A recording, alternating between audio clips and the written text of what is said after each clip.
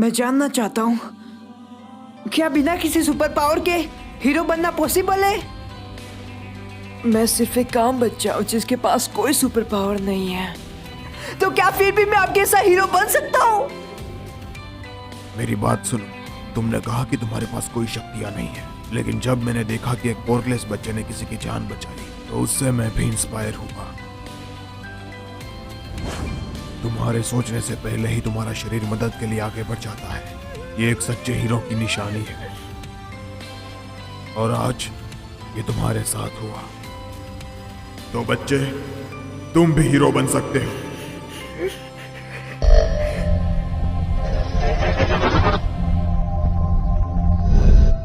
Welcome back guys, मेरा नाम है प्रशांत और आज के टॉपिक में हम बात करेंगे तोशिनोरी यागी पे, अपना all might, the symbol of peace and justice. एक कहानी सुपर हीरोज की, एक दुनिया सुपर हीरोज की, जहाँ पे ऑलमोस्ट हर लोगों के पास कोई ना कोई क्वर्क है, जहाँ पे सुपर हीरो अब एक फुल टाइम जॉब बन चुका हो। उस फिक्शनल वर्ल्ड में भी ऑल माइट नंबर 1 हीरो है और इसके कई रीजंस हैं। ओरिजिनली बिना किसी क्वर्क का तोशिनोरी यूए अकेडमी में स्टूडेंट था, being quirkless and competing against his classmate जो क्वर्क रखते थे। ऑल माइट जानता था कि ताकत की क्या कीमत होती है, उसकी क्या अहमियत होती है, कमजोर होना क्या होता है, पर इन सब के बाद भी एक इनर स्पिरिट होना की बुराई देखते मैं खुद एक्ट करना शुरू कर जाऊं, अपने जहन में वो जज्बे को रखना। इन्हीं सब के वजह से नाना शिमुरा ने इसे चुना था वन फॉर ऑल के नए सक्सेसर के लिए। पर इन सब के अलावा ऑल माइट हमें दिखाता है कि पास्ट में उसने माइटी से माइटी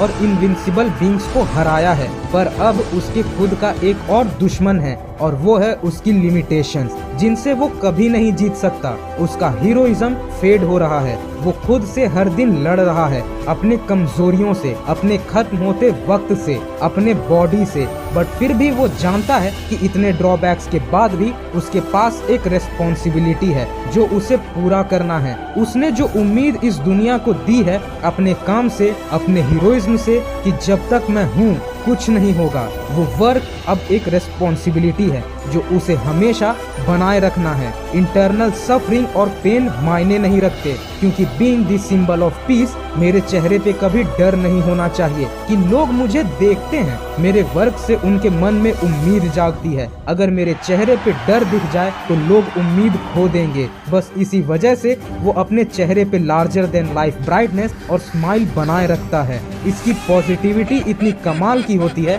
कि जहाँ पे लोग उम्मीद खो चुके होते हैं वो ऑल माइट को देखते एक रिलीफ में आ जाते हैं कि ही इज। घबराने की जरूरत नहीं है, मदद आ चुकी है क्योंकि मैं यहाँ हूँ। इवन लोग क्या, हीरोज भी चैन की सांस लेते हैं जब किसी बैटल में ऑल माइट कूदता है, और ये दिखाती है उसके इम्पैक्ट को, ये दिखाती है उसके ग्रेटनेस को, और इन सब के ऊपर है उसकी आइडियोलॉजी कि हीरो वो नहीं होता जो सुपर पावर्स रखे, हीरो वो नहीं होता जो हर रोज केप पहन के निकले। मिडोरिया को इसने कहा भी था, सपने देखना गलत नहीं होता, पर उसके साथ हमें रियलिटी भी नहीं भूलनी चाहिए। पावरफुल बनने के सफर में सबसे पहला कदम ये है कि आप रियलाइज करो कि आप पावरलेस हो। बिना इस एहसास के बस आप हर जगह लड़ पड़ोगे और अपनी जान गवा बैठोगे, पर इस एहसास के मन में होने के बाद भी आप में वो हीरोइज्म होना चाहिए कि बुराई देखते आपके कदम खुद उससे लड़ने निकल जाएं। जो दूसरों के लिए लड़ने निकल जाए वो असली हीरो होता है। जो खुद की परवाह किए बिना सबके लिए खड़े हो जाए वो हीरो होता है। इवन लाइफ में हर सफरिंग को झेलने के बाद भी जो अपने चेहरे पे एक स्माइल बनाए रखे वो हीरो होता है। ऑल माइट कोई रिडिक्यूलसली ओवरपावर्ड कैरेक्टर नहीं है, क्योंकि हमने इसे स्ट्रगल करते देखा है। ये उन हीरोज जैसा नहीं है कि जिनमें पावर्स बेशुमार हैं। इनफैक्ट वन फॉर ऑल को पास ऑन करने के बाद उसकी क्वर्क फेड होने लगी थी। हर बैटल, हर दिन के साथ वो कम हो रही थी, जिसके वजह से हर लड़ाई में ऑल माइट को पहले से ज्यादा अपने बॉडी पे जोर डालना पड़ रहा था। उसके शरीर और रेस्पिरेटरी सिस्टम का एक काफी बड़ा हिस्सा डैमेज होने के बाद भी वो अपने बॉडी पे इतना जोर डालता था। अपने हर बैटल में वो अपने लिमिटेशन को बियॉन्ड ले जाता था, ये जानते हुए भी कि शायद इससे मैं मर भी सकता हूँ। नोमू के साथ उसकी बैटल में और डैमेज झेलने के बाद भी वो अपने पावर को हर पंच में 100% से भी ऊपर ले जा रहा था और इसी बैटल से ऑल माइट की बॉडी और तेजी से कोलैप्स होनी शुरू भी हो जाती है। ऑल फॉर वन के अगेंस्ट में वो पहले से और भी कमजोर था, पर फिर भी वो जानता था कि अगर मैं नहीं लड़ा तो फिर वो जनता भी नहीं बचेगी जिनके लिए मैं लड़ता हूँ। अपने वुल्नरेबल फॉर्म में आने के बाद भी, उसके हाथ, पैर और सारे ऑर्गन्स डैमेज होने के बाद भी वो ऑल फॉर वन के अगेंस्ट खड़ा रहा। इवन ऑल फॉर वन ने कहा भी था कि ये कितने कमजोर हो गए हो ऑल माइट, इस फॉर्म में आना पड़ा तुम्हें। दुनिया, क्या यही है तुम्हारा नंबर 1 हीरो? क्या यही है इसकी सच्चाई?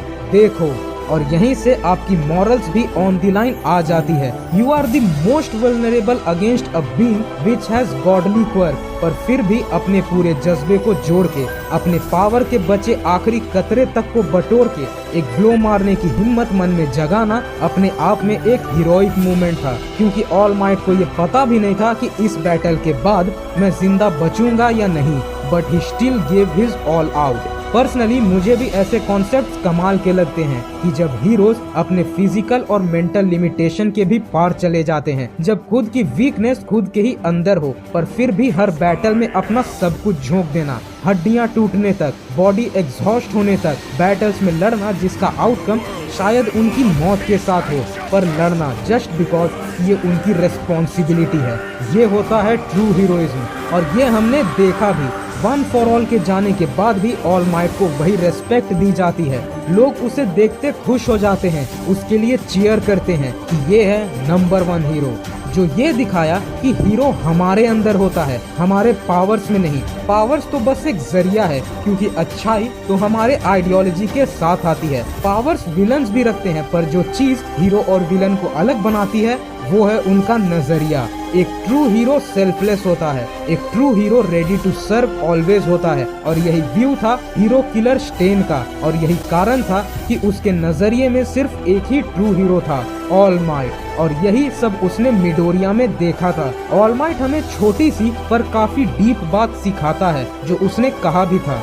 वो इंसान जो जीत के तरफ बढ़ना चाहता है और जो इस जीत के लिए कोशिश भी नहीं करते, वहीं पे फर्क पैदा होता है, और वो फर्क होता है आपके व्यक्तित्व का, और वही फर्क काफी अफेक्ट करती है जब आप दुनिया में बाहर जाते हैं। वो सोच डिसाइड करती है कि आप दुनिया के सामने कैसा एग्जाम्पल रखेंगे, आप दुनिया में किस लिगेसी को छोड़ के जाएंगे, आप दुनिया को क्या सिखा के जाएंगे। इसलिए कभी हथियार मत डालो, कभी उम्मीद मत छोड़ो, always go for the best shot, always go for the victory. कमजोरियां आए तो उनसे लड़िए, मुश्किलें आए तो उन्हें पार करने की कोशिश करिए, पर कोशिश छोड़ देना कोई रास्ता नहीं होता, क्योंकि महानता की कहानियां बचपन से ही शुरू होती हैं।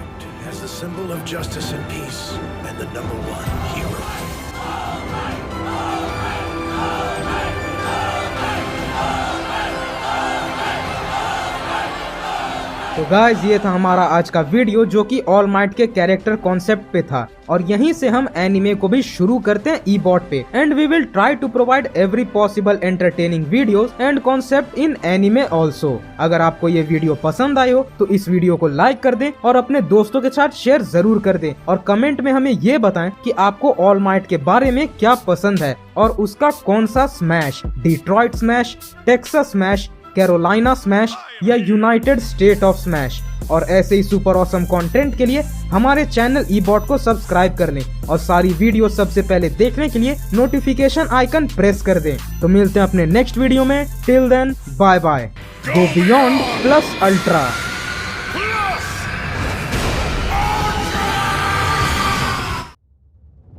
और मैं जानना चाहता हूँ, अगर किसके पास सुपर पावर ना हो तो क्या वो हीरो बन सकता है?